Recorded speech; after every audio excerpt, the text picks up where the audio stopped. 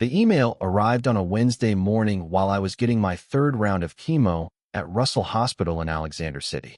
The subject line read, "Congratulations. You've been selected for Morning Coffee Live, the daytime talk show I'd been watching religiously during treatment, my one daily escape from the sterile world of cancer wards and insurance forms." I almost deleted it. Spam, obviously, but something made me click.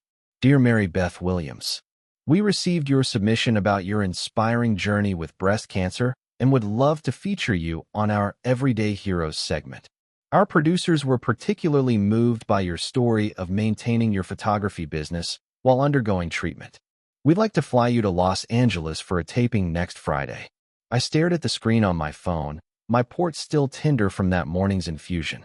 I'd submitted that application 6 months ago, back when I still believed in happy endings. Back when I thought Bobby Ray would be there for the whole journey. Back when I thought 15 years of marriage meant something when the going got tough.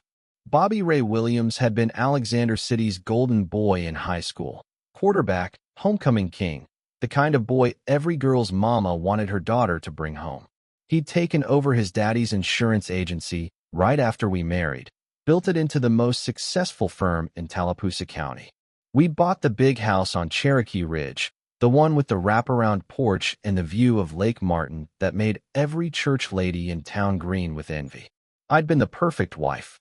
Organized the church socials, hosted the book club, kept fresh flowers in every room. My photography had been a hobby then, something I did for fun between volunteering at the elementary school and managing Bobby Ray's social calendar. I'd take pictures at family reunions, high school football games, the occasional wedding for friends. Nothing serious, nothing that might interfere with my role as Mrs. Bobby Ray Williams. Then came the diagnosis. Dr. Patricia Henderson had been gentle but direct that October morning. Stage 2 breast cancer, aggressive type, treatment starting immediately. I'd called Bobby Ray from the parking lot of the medical building, my hands shaking as I dialed his office number. He'd sounded distracted, probably reviewing insurance claims or planning his next golf outing with the mayor. The words came out in a rush: cancer, surgery, chemotherapy, radiation. There was a long pause before he responded. His voice had been careful, measured. He'd asked about the timeline, the treatment schedule, whether I'd told anyone else yet. Practical questions, the kind he'd ask about any insurance claim that needed processing. When I'd started crying, he'd cleared his throat and promised to be home early so we could talk properly. That conversation had been the beginning of the end, though I didn't realize it at the time. Bobby Ray had all the right words. We'd fight this together. He'd support me through everything. Our marriage was stronger than any disease. But his eyes had been calculating, already working out the logistics of how this would affect his image, his business, his carefully constructed life. The surgery came 3 weeks later. Dr. Henderson had recommended a mastectomy, followed by reconstruction. I'd woken up in the hospital room to find Bobby Ray pacing by the window, his phone pressed to his ear. He'd been talking to someone about rescheduling a client meeting, his voice carrying that edge of irritation he got when his plans were disrupted. Sue Ellen Patterson had been my roommate for the first 2 days. She'd had the same surgery, but her husband Harold had barely left her side. He'd slept in the uncomfortable chair, helped her to the bathroom, brought her homemade soup from his mother's recipe. Bobby Ray had visited twice, both times checking his watch and mentioning other places he needed to be. The chemotherapy started in November. Every Tuesday and Friday, I drive myself to Russell Hospital for treatment. The chemo suite was a small room with 6 recliners, each one equipped with an 4-pole and a view of the parking lot. I'd bring my camera sometimes, taking pictures of the other patients when they were comfortable with it. There was something about the way the afternoon light filtered through the blinds, casting shadows across faces that had seen too much, that made for powerful photographs. Dorothy Mae Clark had been in the chair next to mine for most of December. She was 73, a retired teacher who'd raised 5 children and buried 2 husbands. Her third husband, James, had driven her to every appointment, held her hand during the worst moments, celebrated with her when the nausea finally passed. Dorothy Mae had noticed that I was always alone. She'd started small, offering to share her homemade cookies, asking about my photography, commenting on how much better I looked with each treatment.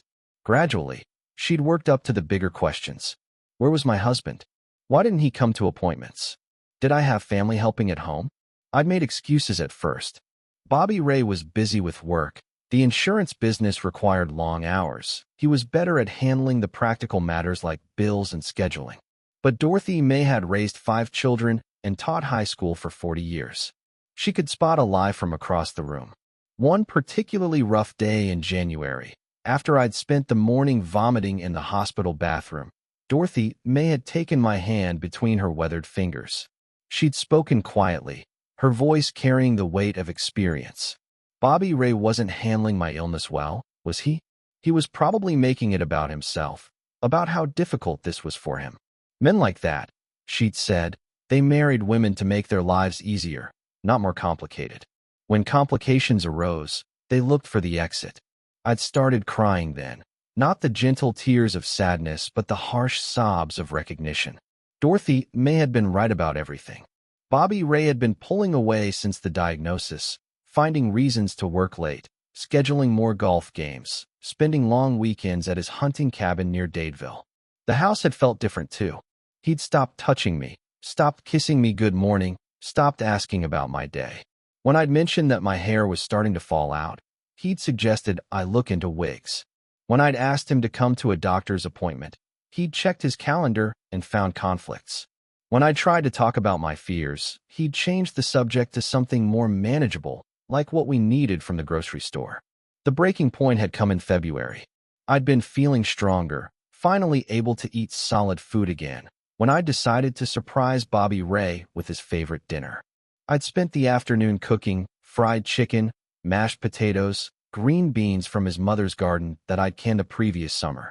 I'd set the table with our wedding china, lit candles, even put on the blue dress he'd always said was his favorite. Bobby Ray had come home 2 hours late, his shirt wrinkled and smelling like perfume that wasn't mine. He'd stood in the doorway of the dining room, looking at the elaborate meal I'd prepared, and something had shifted in his face. Not guilt, exactly, but impatience, as if my effort to create normalcy was an accusation he didn't want to face. He'd eaten quickly, making small talk about work, avoiding my eyes. When I'd tried to hold his hand across the table, he'd pulled away to check his phone. After dinner, he'd disappeared into his study, claiming he had paperwork to finish. I'd sat alone at the table, surrounded by the remnants of my failed attempt at connection, and finally admitted what I'd been avoiding for months. Bobby Ray was already gone. He was just waiting for an acceptable time to make it official. The confirmation had come 3 weeks later. I'd been napping after treatment when I'd heard voices in the kitchen. Bobby Ray was talking to someone, his voice lower than usual, but carrying the particular tone he used when he was trying to convince someone of something. I'd recognized the other voice immediately. Amber Lynn Foster, who'd been 2 years behind us in high school and now worked as a yoga instructor at the new fitness center downtown. She'd been divorced for 6 months, had 2 young children, and the kind of figure that made men forget they were married to women who'd just had their breasts removed. They'd been discussing logistics. When would be the best time to tell people? How should they handle the gossip? What about the house, the business, the social obligations? Bobby Ray had been planning his exit strategy like any other business decision, weighing costs and benefits, minimizing damage to his reputation. The most painful part had been his tone when he talked about me. Not cruel, exactly, but distant, clinical, as if I were a problem to be solved rather than a wife he'd promised to love in sickness and in health. He'd mentioned my cancer like it was a character flaw, something unfortunate that had happened to disrupt his plans. I'd waited until they left, then sat in the kitchen trying to decide what to do with this information. Part of me wanted to confront him immediately, to force him to admit what he was doing. But a larger part of me was simply tired. Tired of fighting cancer, tired of fighting for a marriage that was already over, tired of pretending that everything was fine when nothing was fine. The next morning, I'd found a note on the kitchen counter. Bobby Ray had written it in the same handwriting he used for insurance forms. Neat, impersonal, efficient. He needed space to figure things out. The cancer had been hard on both of us. He'd be staying at his hunting cabin for a while. He'd left his lawyer's card, and suggested we handle things amicably. He'd cleaned out our joint checking account before he left. Not everything. He wasn't cruel enough for that, but enough to make a point. Enough to leave me with hospital bills and a mortgage payment due. Enough to make sure I understood that my financial security had always been dependent on his goodwill. The house felt enormous without him. I'd wandered through rooms that had been carefully decorated to reflect our success, our status, our perfect life. The photographs on the mantel showed 20 years of happiness, vacations, parties, holidays with extended family. But looking at them now, I could see what I'd missed before. In every picture, Bobby Ray was performing. The smile was practiced, the pose calculated. He'd been playing the role of devoted husband the same way he played the role of successful businessman. I'd moved into the guest bedroom after the first week. The master bedroom held too many memories, too many reminders of what I'd lost. Not just Bobby Ray, but the version of myself that had existed only in relation to him. The woman who'd organized charity events and hosted dinner parties, who'd known exactly which wine to serve with which meal, who'd never had an opinion that might conflict with her husband's. Dorothy May had been the first person I'd told about the separation. She'd listened without judgment, her hands busy with the knitting she brought to every chemo session. When I'd finished explaining, she'd looked up from her needles and asked the question that changed everything. What did I want to do now? Not what I should do, or what would look appropriate to the community, or what would cause the least gossip. What did I want to do? It was such a simple question, but I'd realized I didn't have an answer. For 20 years, I'd wanted whatever Bobby Ray wanted. His goals had been my goals. His dreams had been my dreams. I'd been so busy being the perfect wife that I'd forgotten to be a person. That night, I'd gone through my photography equipment for the first time in months. The camera had been Bobby Ray's Christmas gift to me 5 years earlier, a gesture that had seemed generous at the time, but now felt like a consolation prize. Something to keep me occupied while he focused on more important things. I'd started taking the camera to chemotherapy sessions, documenting the small moments that happened between treatments. The way morning light fell across the faces of sleeping patients. The careful attention nurses paid to adjusting for drips. The quiet conversations between spouses in the waiting room. The celebration when someone rang the bell signaling the end of treatment. The photographs were different from anything I'd done before. Raw, honest, intimate. They showed pain, but also resilience. Fear, but also hope. They told stories that no one wanted to hear, but everyone needed to see. Dr. Henderson had been the first to notice the change in my work. She'd seen me photographing in the hallway one afternoon and asked to see what I'd been creating. When I'd shown her the images on my camera's display, her expression had grown serious. These photographs were important, she'd said. They captured something about the cancer experience that medical textbooks couldn't convey. Would I consider creating a series? Maybe showing them publicly? The idea had terrified me. Bobby Ray had always been supportive of my photography hobby, but he'd made it clear that it was exactly that, a hobby. Something nice for a woman to do, but not something to be taken seriously. The thought of displaying my work publicly, of having people judge not just my photographs, but my perspective, my vision, felt impossibly vulnerable. But vulnerability, I was learning, was not the same as weakness. I'd started working on the series in earnest during my radiation treatments. During treatment became my daily focus, the thing that got me out of bed each morning. I'd photograph at the hospital, at home, around Alexander City. I'd capture the mundane moments that made up a cancer patient's day. The careful way you had to wash your scalp when you were bald, the ritual of choosing a headscarf, the particular exhaustion that came after radiation. The first person to take the work seriously had been Elizabeth and Morrison, who owned the art gallery downtown. She'd been a year ahead of me in high school, had moved to Atlanta after college, and returned to Alexander City to care for her aging parents. She'd transformed an old hardware store into a contemporary art space, bringing culture to a town that had previously considered church craft fairs the height of artistic expression. Elizabeth and had seen some of my photographs at the hospital. I'd given prints to several of the nurses who'd been particularly kind. She'd tracked me down through mutual friends and asked to see more of my work. When I'd shown her the full series, her response had been immediate and enthusiastic. These photographs needed to be seen, not just in Alexander City, but beyond. She'd wanted to organize a show, to submit the work to galleries in Birmingham and Atlanta. She'd talked about the power of art to change perspectives, to help people understand experiences they'd never had. The opening had been scheduled for March, just as I was finishing radiation treatments. I'd expected a small crowd, maybe some friends from church, a few people from the hospital, Elizabeth and's usual gallery patrons. Instead, the space had been packed. People had driven from Birmingham, Montgomery, even Atlanta. The photographs had struck something deeper than I'd anticipated. The response had been overwhelming. Local newspapers had written articles. Art critics from larger cities had taken notice. Most importantly, cancer patients and their families had reached out to share their own stories. The photographs had made them feel seen, understood, less alone in their struggles. Bobby Ray had attended the opening, arriving with Amber Lynn on his arm. He'd walked through the gallery with the same expression he wore at business functions, politely interested but fundamentally uninvolved.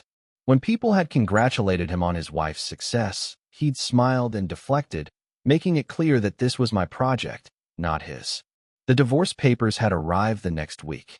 Bobby Ray's lawyer had been efficient, thorough, and unsympathetic. The house would need to be sold, assets divided. Bobby Ray was requesting alimony, claiming that my photography income was now substantial enough to support contributions to his lifestyle. The papers had painted me as the successful artist and him as the supportive husband who'd sacrificed for my career. I'd laughed at the irony.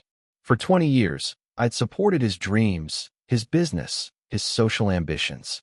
Now that I'd finally found my own voice, he wanted credit for creating the conditions that made it possible. The papers had sat and signed in my kitchen drawer for months. Every time Bobby Ray's lawyer had called, I'd found reasons to postpone. I needed to review financial documents, consider my options, think about the implications. The truth was, I'd been afraid to sign them. Afraid that making the divorce official would force me to confront how completely I'd lost myself in the marriage. Dorothy May had finished her treatments in April, celebrating with a party at her house that had included half the town. She'd been cancer-free for 3 months when the call came. The cancer had returned, more aggressive than before. This time, there wouldn't be celebrations or parties. This time, she'd asked me to photograph her final weeks. The images from that period had been the most difficult I'd ever taken. Dorothy May had faced death with the same grace she'd shown facing treatment. But the photos had captured something beyond individual courage. They'd shown what it meant to be loved unconditionally, to be supported through the worst moments, to die surrounded by people who'd made your life matter. James had been there for everything. He'd held her hand during the difficult conversations with doctors, helped her write letters to grandchildren, made sure she was comfortable during the final days. When she died, he'd been devastated but not bitter.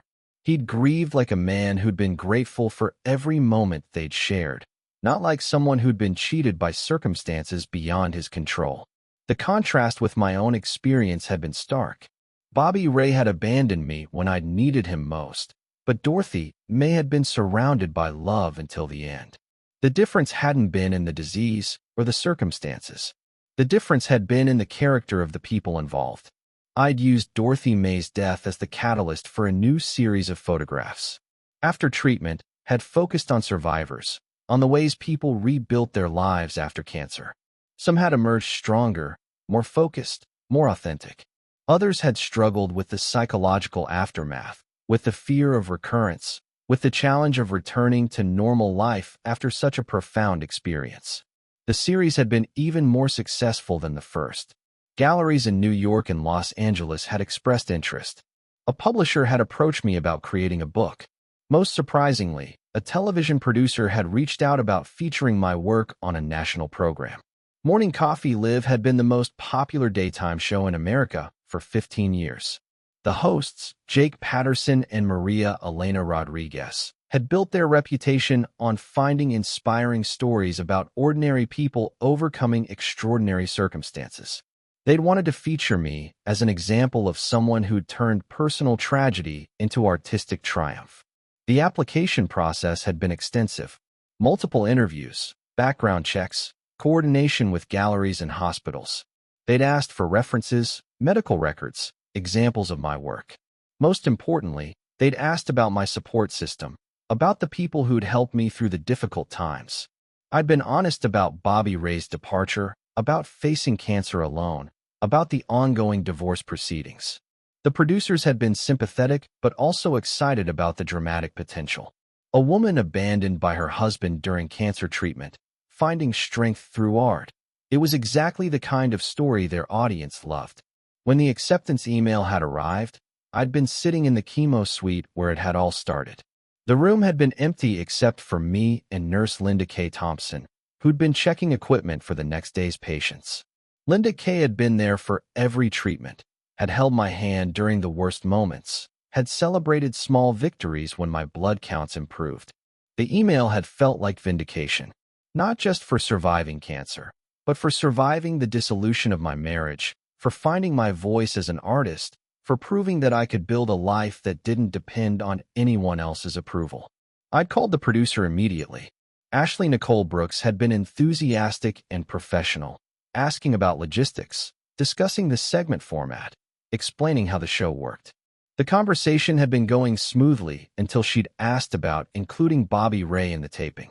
The show preferred to feature guest support systems, the people who'd helped them through difficult times. Could they fly Bobby Ray to Los Angeles? Would he be willing to appear on camera to talk about supporting me through cancer treatment? I'd explained that Bobby Ray had left during my treatment, that we were currently divorcing, that he hadn't been part of my support system. Ashley Nicole had been apologetic but persistent. The show's format worked best when they could demonstrate how relationships had been strengthened through adversity. Was there any way Bobby Ray might participate? That night, I'd sat in the kitchen looking at the divorce papers that had remained unsigned for 8 months. Bobby Ray had been calling regularly, pressuring me to finalize everything.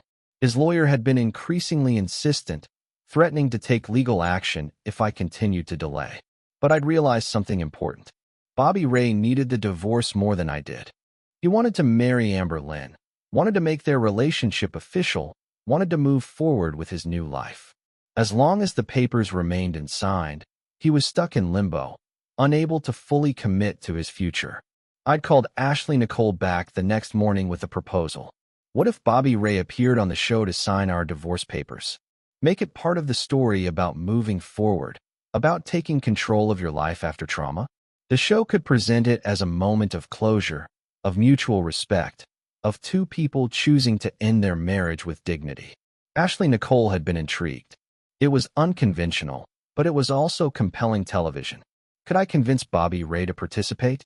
Would he be willing to sign the papers on camera? I'd crafted my approach carefully. Bobby Ray had always been concerned about his public image, about how the community perceived him. I'd called him that afternoon, explaining about the television appearance, about the national exposure, about the opportunity to show himself as a supportive ex-husband who wanted the best for his former wife. The manipulation had felt foreign but necessary. I'd suggested that appearing on the show would demonstrate his character, would show that he was magnanimous in divorce as he'd been successful in marriage. The divorce papers could be signed as a gesture of goodwill, a final act of support for my new beginning. Bobby Ray had been hesitant at first, asking about the show's format, about what questions they might ask, about how he would be portrayed. But the appeal of national television, of being seen as the bigger person, had eventually won out. He'd agreed to participate, to fly to Los Angeles, to sign the papers on camera. The flight to Los Angeles had been my first time leaving Alabama since the diagnosis. I'd spent the previous year in a world circumscribed by hospital visits, treatment schedules, and the familiar geography of Alexander City. The airplane had felt like a portal to a different version of myself, one that existed independently of cancer, of marriage, of other people's expectations. The hotel had been luxurious in a way that made me self-conscious. The lobby had been filled with people who looked like they belonged there, confident, polished, successful. I'd caught glimpses of myself in the mirrored elevators and been surprised by what I saw. The woman looking back at me was thinner than she'd been before cancer, but there was something else there too. A strength in her posture, a directness in her gaze that hadn't been there before. The day of the taping had started with hair and makeup at 5 in the morning. The makeup artist, Patricia in Washington, had been from Georgia originally, and we'd bonded over shared experiences of Southern expectations for women. She'd worked carefully around my reconstructed breast, around the scars that were still healing, around the wig that covered my slowly growing hair. Patricia had been curious about my story, about the divorce, about Bobby Ray's participation. She'd done makeup for thousands of television appearances, had seen every kind of human drama play out under studio lights. When I'd explained what was going to happen, she'd paused in her work. She'd seen this before, she'd said. Men who left when things got difficult, who only showed up when there was something in it for them. The important thing was to remember that this was my moment, my story, my chance to control the narrative. The green room had been small but comfortable, with monitors showing the live broadcast. I'd watched the early segments, cooking demonstrations, celebrity interviews, weather reports. The normal rhythm of daytime television, designed to be comforting and familiar. Bobby Ray had arrived an hour before our segment, looking nervous but determined. He dressed carefully, navy suit, red tie, the kind of outfit he wore to church or important business meetings. He'd greeted me politely, asked about my health, mentioned that he'd seen some of my recent photography work. The conversation had been stilted, formal. We'd been two people who'd shared a bed for 15 years, who'd built a life together, who'd once known each other's dreams and fears. But sitting in that green room, we'd been strangers making small talk while waiting for our turn to perform. The segment had been scheduled for the second hour of the show. We'd waited backstage while Jake Patterson and Maria Elena Rodriguez introduced us, explaining my story to the audience. They'd shown some of my photographs, talked about my cancer journey, mentioned the divorce that had happened during treatment. Walking onto the set had felt like stepping into a different world. The lights had been bright and warm, the audience responsive, the host genuinely interested in my story. Jake and Maria Elena had been exactly as warm and professional as they appeared on television, asking thoughtful questions, giving me space to tell my story in my own words. We'd started with the standard questions about diagnosis, treatment, and recovery. I'd shown them prints from my series, talking about how photography had helped me process the experience. The audience had been engaged, asking questions during commercial breaks, sharing their own stories of dealing with illness. Maria Elena had been particularly interested in the artistic aspects of my work. She'd held up a photograph of Dorothy made during her final treatment, asking about the emotional challenges of documenting such intimate moments. I'd explained how Dorothy May had specifically requested to be photographed, how she'd wanted her story to be part of the larger conversation about cancer and survival. The conversation had flowed naturally until Jake had brought up the divorce. I'd been prepared for this part, had practiced my responses, had decided to be honest about what had happened without being vindictive. Bobby Ray had left 3 weeks after my mastectomy, I'd explained. He'd said he needed space to figure things out, but space had turned into a permanent separation. For 8 months, I'd been trying to get him to sign divorce papers, but he'd been avoiding the conversation, making excuses, dragging out the process. The audience had been audibly upset. Someone had gasped when I'd mentioned the timing of his departure. Others had made disapproving sounds when I described his reluctance to finalize the divorce. That was when Jake had announced that Bobby Ray was waiting backstage, ready to help me close this chapter of my life. The audience had applauded, apparently thinking this was going to be a reconciliation or at least a friendly resolution. Bobby Ray had walked onto the set looking every inch the successful businessman, the kind of man who appeared at charity events and Rotary Club meetings. He'd shaken hands with both hosts, smiled at the audience, settled into his chair with the confidence of someone who'd never doubted his welcome anywhere.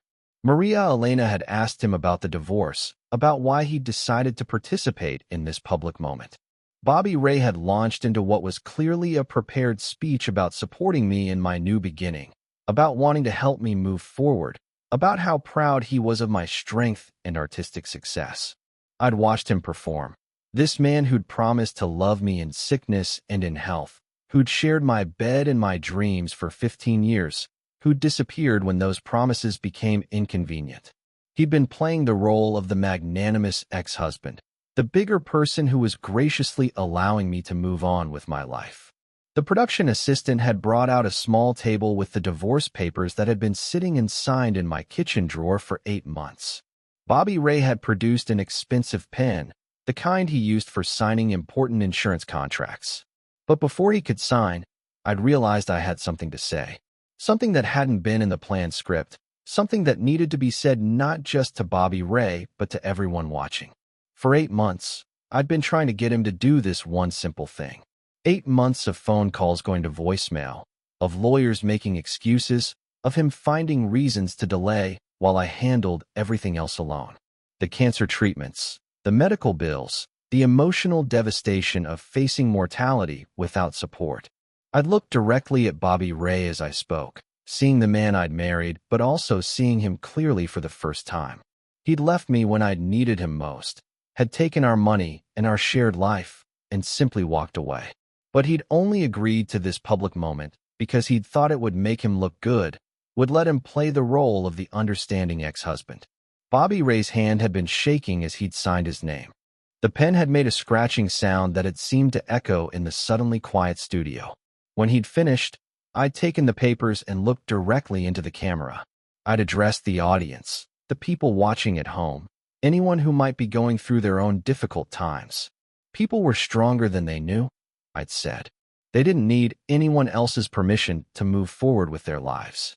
They didn't need to wait for other people to do the right thing. The applause had started slowly, then built to something that felt like a standing ovation. Maria Elena had been crying, reaching across to squeeze my hand. Jake had been nodding, clearly moved by what had just happened. Bobby Ray had left the set immediately.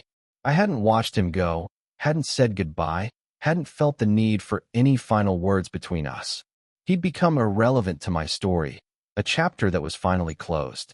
The episode had aired 2 weeks later, on a Thursday morning when most of Alexander City was either at work or watching daytime television. My phone had started ringing before the show was over. Friends, family members, people from church, former clients, complete strangers who'd found my number somehow. The response had been overwhelming. The show's website had crashed from people trying to view my photographs online. Galleries from across the country had called about exhibiting my work. Publishers had sent offers for book deals. Most importantly, cancer patients and their families had reached out, sharing their own stories of abandonment and survival. The episode had gone viral within hours of airing, not just because of the dramatic moment with the divorce papers, but because of what people had called my radical honesty about marriage, illness, and the ways people revealed their true characters under pressure. My photography had sold out within a week. The series about Dorothy May's final weeks had been particularly sought after, with the proceeds going to a fund for cancer patients who couldn't afford treatment. The publicity had led to a book deal, speaking engagements, and invitations to show my work in galleries across the country. More importantly, the attention had brought me into contact with other artists, other cancer survivors, other women who'd been abandoned when they'd needed support most. We'd formed a community of sorts, connected by shared experiences and the determination to tell our stories honestly. Bobby Ray had married Amber Lynn 3 months after the show aired. They'd had a small ceremony at his hunting cabin, attended by his family and a few close friends. I'd heard about it through the Alexander City Gossip Network, had felt nothing but mild curiosity about how that story would end. I'd moved out of the house on Cherokee Ridge within a month of the divorce being finalized. The place had been too big, too full of memories of a life that had never been as perfect as it had appeared. I'd bought a smaller house near downtown, with good light for photography and space for the studio I'd always wanted. The new house had been built in the 1940s, with hardwood floors and high ceilings, and the kind of character that came from decades of life being lived within its walls. I'd kept some furniture from the old house, but most of it had been too formal, too matched, too much a reflection of what other people expected to see. James Morrison had helped me move, still grieving Dorothy May but determined to honor her memory by taking care of the people she'd loved. He'd been the one to hang my photographs in the new house, to help me set up the darkroom in the converted garage, to make sure I had everything I needed to continue my work. The new house had felt like home in a way the old one never had. It was mine completely, chosen by me, arranged according to my preferences, filled with my work and my books and my memories. For the first time in 20 years, I'd been living in a space that reflected who I was rather than who I was supposed to be. The book had been published the following spring. During treatment, A Photographer's Journey Through Cancer had combined my images with essays about the experience of serious illness, about the ways people responded to crisis, about finding strength in unexpected places. The reviews had been positive, but more importantly, the book had reached people who'd needed to hear that they weren't alone. I'd done a book tour, traveling to cities I'd never seen, talking to audiences who'd connected with my story. The most meaningful stops had been at cancer centers, where I'd met patients and families going through experiences similar to mine. Many had been abandoned by people they'd trusted, had found themselves fighting battles they'd never expected to fight alone. But I'd also met people like James and Dorothy May, couples who'd faced illness together, who'd demonstrated what it meant to honor the promise of marriage. The difference hadn't been in the disease or the prognosis. The difference had been in the character of the people involved, in their understanding of what love required when circumstances became difficult. The success of the book had led to other opportunities. I'd been invited to speak at medical conferences, to teach photography workshops, to consult on projects about healthcare and patient experience. My work had been featured in museums, written about in art magazines, studied by graduate students researching the intersection of illness and creativity. But the most important development had been meeting Thomas Jefferson Baker at a gallery opening in Birmingham. Tom had been there with his daughter, who was a cancer survivor, who'd insisted that he see my work. He'd been recently widowed, had spent 3 years caring for his wife during her battle with ovarian cancer, had stayed with her until the end. Tom had understood my work in a way that few people could. He'd seen the courage required to photograph during treatment, the vulnerability of showing such intimate moments, the healing power of art created from pain. More importantly, he'd understood the journey from being defined by illness to being strengthened by survival. Our relationship had developed slowly, carefully. Both of us had been hurt by previous experiences, had learned to be cautious about trust. But Tom had proven himself reliable in small ways first, showing up when he said he would, keeping promises, demonstrating through actions that he was someone who could be counted on. When he'd asked me to marry him, 2 years after we'd met, I'd been surprised by my own answer. I'd thought I was done with marriage, done with the vulnerability of depending on someone else. But Tom had been different. He'd proven that love could mean support rather than control, partnership rather than performance.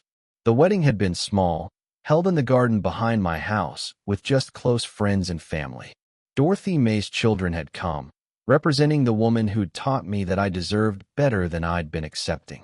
Elizabeth had been my matron of honor, celebrating not just my marriage, but my complete transformation from the woman who'd been too afraid to show her work publicly. Bobby Ray had not been invited, though I'd heard through mutual friends that he and Amber Lynn were having problems. Apparently, she'd been pressing him to start a family, while he'd been more interested in the lifestyle his income could provide. They'd been arguing about money, about priorities, about the future they'd thought they'd wanted. I'd felt no satisfaction in hearing about his difficulties. Bobby Ray had become irrelevant to my happiness, just as I'd apparently become irrelevant to his. We'd both moved on, but only one of us had moved towards something better. The television appearance had been a turning point, not just for me, but for countless others who saw their own struggles reflected in mine. The television appearance had been more than a public divorce. It had been a declaration of independence, a moment where I stepped fully into the life I'd been building since Bobby Ray walked away. The weeks following the broadcast were a whirlwind. My small house near downtown Alexander City became a hub of activity, reporters calling for interviews, galleries requesting exhibitions, and cancer patients sending letters that made me cry and laugh in equal measure. I'd sit at my kitchen table, surrounded by prints and negatives, reading messages from strangers who'd seen the show and felt less alone because of it. One letter, from a woman in Ohio who'd lost her husband during her own cancer battle, stuck with me. She wrote, "Your photographs showed me I could keep going, even when the person I trusted most let me down." The success of During Treatment had been humbling, but it was the connections it fostered that meant the most. I started a photography workshop at Russell Hospital, teaching patients how to document their own journeys. Some used cell phones, others borrowed my old cameras, but all of them found something healing in framing their world through a lens. One participant, a young mother named Carla Jean, told me that taking pictures of her kids during chemo sessions helped her focus on what she was fighting for. Her photos, candid shots of her daughter laughing in a hospital gown, ended up in a local exhibition, and I cried when I saw them displayed next to mine. Elizabeth N's gallery became a second home. She'd expanded the space to include a community art program, and we worked together to showcase the work of other survivors. The gallery openings were no longer just about my photographs. They were celebrations of resilience, with patients, families, and artists coming together to share stories. James Morrison was a regular, always bringing Dorothy May's favorite lemon pound cake to the events, a quiet tribute to the woman who'd changed so many lives, including mine. The book tour continued into the fall, taking me to places I'd only dreamed of visiting: Chicago, Seattle, Boston. Each stop brought new stories, new faces, new reminders of why I'd kept going. At a signing in San Francisco, a man in his 60s approached me, clutching a copy of During Treatment. He'd lost his partner to cancer the previous year and said my book had helped him process his grief. He'd brought a photograph of his own, a blurry snapshot of his partner smiling in a hospital bed, and asked if I'd sign it alongside my book. I did, barely holding back tears, and realized that my work had become a bridge between people's pain and their hope. Tom and I grew closer through these months. He'd come to some of the tour stops, always staying in the background, letting me shine, but ready with a quiet smile when I needed grounding.